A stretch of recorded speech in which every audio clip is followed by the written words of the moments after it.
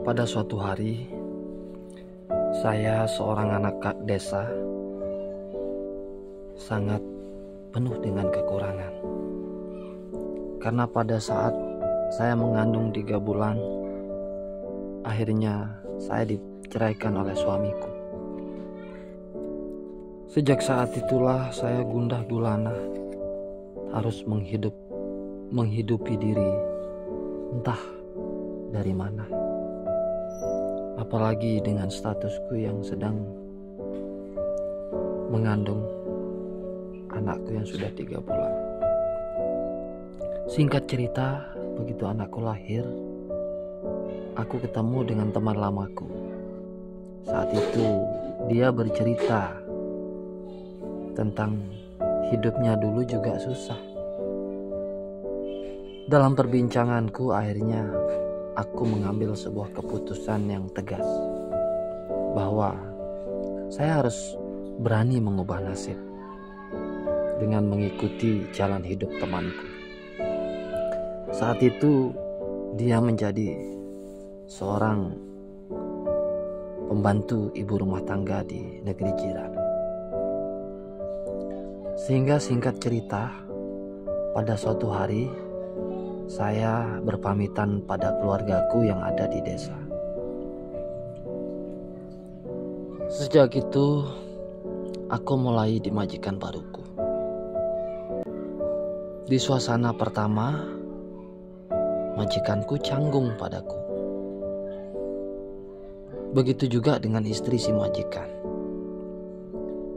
Beberapa lama kemudian, 6 bulan setelah aku berada di sana, aku yang tidak tahu maksud dari majikanku pun harus bekerja apa adanya, sesuai dengan tugasku. Hingga pada suatu hari, di rumah majikanku yang menjadi ibu rumah tangga, aku bertiga. Tapi mohon maaf, di antara yang 3 memang aku yang paling cantik.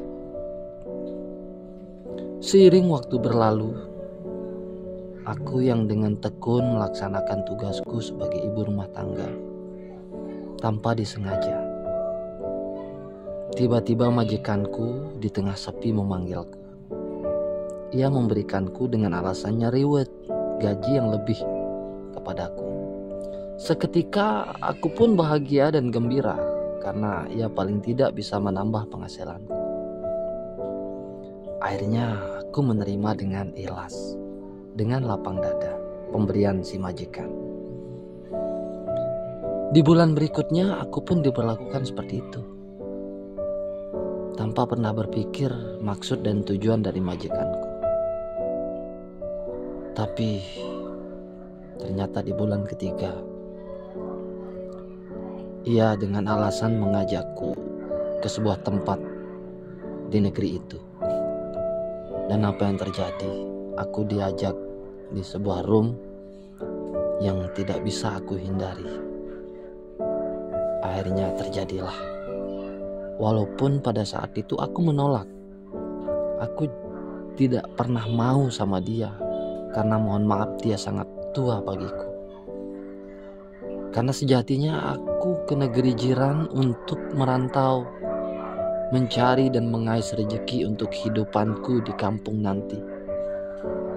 Hingga apa yang terjadi, aku yang penuh dengan pasrah pun tak bisa berbuat apa-apa. Sehingga hari-hariku dirundung dengan kegelisahan dan kesedihan karena kesucianku telah direnggut oleh sang majikan. Sekian kisahku ini. Semoga tidak terjadi kepada teman-teman. Kisah ini admin angkat dari kisah nyata kehidupan seseorang yang saya privasi namanya. Semoga saudara-saudari bisa menjaga diri dari hal-hal yang tidak kita inginkan.